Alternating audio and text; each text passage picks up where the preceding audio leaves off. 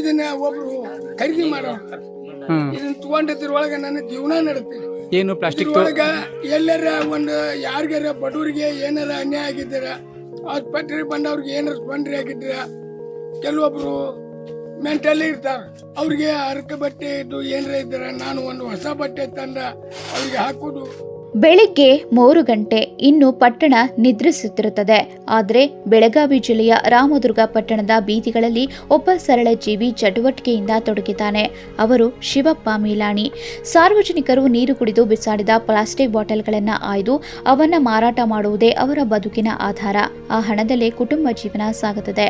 ಪುರಸಭೆಯವರಿಗೆ ಸ್ವಚ್ಛ ಭಾರತ ಅಭಿಯಾನ ಅಂತಂದ ಒಂದು ದಿನ ಪ್ರಧಾನಿಯವರು ಮಾಡಿದ್ರು. ಅದೇ ರೀತಿ ನಾನು ಕೂಡ ಪ್ರತಿನಿತ್ಯ ಬೆಳಿಗ್ಗೆ 3 ಗಂಟೆಗೆ ಎದ್ದು ಊರಿನ ನಗರದಲ್ಲಿರುವ ಅನೇಕ ಬೀದಿಗಳಲ್ಲಿ ಕಸ ಬಿದ್ದಿರ್ತದೆ, ಮೆಟ್ಟು ಬಿದ್ದಿರ್ತದೆ, ಅವರಿಗೆ ಹೊರೆಯಬಾರದಂತ ಪುರಸಭೆಗೆ ಸಹಕರಿಸೋದು ಸಲುವಾಗಿ ನಾ ಮಾಡಿದೆ. ಆದರೆ ಬದುಕಿನ ಕಷ್ಟದ ಹಿಂದೆ ಶಿವಪ್ಪ ಮೀಲಾಣಿ ಅವರ ಮನಸ್ಸು ದೊಡ್ಡ ಕನಸನ್ನ ಹೊತ್ತಿದೆ. ಬಡವನಾಗಲಿ ಶ್ರೀಮಂತರಾಗಲಿ ಪ್ರಜಾಪ್ರಭುತ್ವದಲ್ಲಿ ಎಲ್ಲರಿಗೂ ಸ್ಪರ್ಧಿಸುವ ಹಕ್ಕು ಇದೆ ಎಂಬ ನಂಬಿಕೆ ಅವರದ್ದು. ಇದೇ ನಂಬಿಕೆಯಿಂದ ಅವರು ವಿಧಾನಸಭೆ, ಎಪಿಎಂಸಿ, ಪುರಸಭೆ, ಸಹಕಾರಿ ಬ್ಯಾಂಕ್, ಸಕ್ಕರೆ ಕಾರ್ಖಾನೆ ಚುನಾವಣೆಗಳಲ್ಲಿ ನಿರಂತರವಾಗಿ ಸ್ಪರ್ಧಿಸುತ್ತಿದ್ದಾರೆ. ಸೋಲುಗಳನ್ನ ಕಂಡರೂ ಹೋರಾಟವನ್ನ ಬಿಟ್ಟಿಲ್ಲ. ಸ್ಪರ್ಧೆ ಮಾಡಿದ್ನಿ 1988 ಅಲ್ಲಿ ನನ್ನನ್ನು ವಾರ್ಡ್ ನಂಬರ್ 3 ಮತದಾರರು ನನ್ನನ್ನು ಚುನಾಯಿಸಿದರು.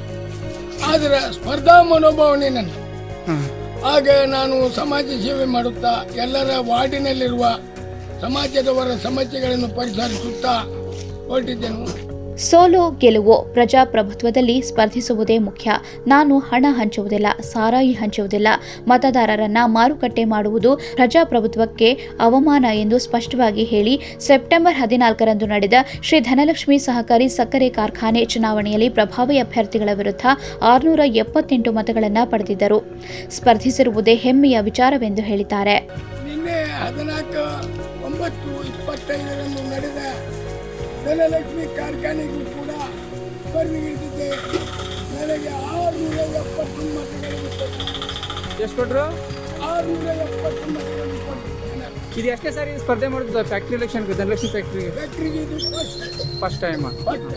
ಶಿವಪ್ಪ ಮೀಲಾಣಿ ಅವರ ರಾಜಕೀಯ ಬದುಕು ಇಂದು ನಮ್ಮ ವ್ಯವಸ್ಥೆಗೆ ಕನ್ನಡಿ ಹಿಡಿಯುತ್ತದೆ. ಚುನಾವಣೆಗಳು ಹಣ, ಆಸ್ತಿ, ಜಾತಿ ಪ್ರಭಾವದ ಸುತ್ತ ತಿರುಗುತ್ತಿರುವಾಗ ಪ್ಲಾಸ್ಟಿಕ್ ಆಯುವ ವ್ಯಕ್ತಿಯು ಚುನಾವಣಾ ಅಂಗಳಕ್ಕಿಳಿಯಬಲ್ಲನೆಂಬ ಸತ್ಯವನ್ನ ಅವರು ತೋರಿಸಿದ್ದಾರೆ. ಆದರೆ ಮತದಾರರ ಮನಸ್ಸಿನಲ್ಲಿ ಹಣದ ಪ್ರಭಾವ, ಜಾತಿ ಲೆಕ್ಕಾಚಾರ ಮುಂದುವರೆದರೆ ಇಂತಹ ಧೈರ್ಯಶಾಲಿ ಸ್ಪರ್ಧೆಗಳು ಅರ್ಥಹೀನವಾಗುತ್ತವೆ. ಪ್ರಜಾಪ್ರಭುತ್ವದಲ್ಲಿ ಸಾಮಾನ್ಯ ವ್ಯಕ್ತಿಗೂ ಅವಕಾಶ ಸಿಗಬೇಕು ಎಂಬುದನ್ನು ಮೀಲಾಣಿಯವರ ಹಾದಿ ಸಾಬೀತು ಮಾಡುತ್ತದೆ. ಶಿವಪ್ಪ ಮೀಲಾಣಿ ಕೇವಲ ಪ್ಲಾಸ್ಟಿಕ್ ಆಯುವವನಲ್ಲ, ಅವರ ಧೈರ್ಯ, ಆತ್ಮವಿಶ್ವಾಸ ಮತ್ತು ಪ್ರಜಾಪ್ರಭುತ್ವದ ಜೀವಂತ ಪಾಠ ಅವರ ಬದುಕು ಹೇಳುತ್ತದೆ. ಮತವು ಹಣಕ್ಕಲ್ಲ, ಮೌಲ್ಯಗಳಿಗೆ ನೀಡಿದಾಗ ಮಾತ್ರ ಪ್ರಜಾಪ್ರಭುತ್ವ ಬಲಗೊಳ್ಳುತ್ತದೆ.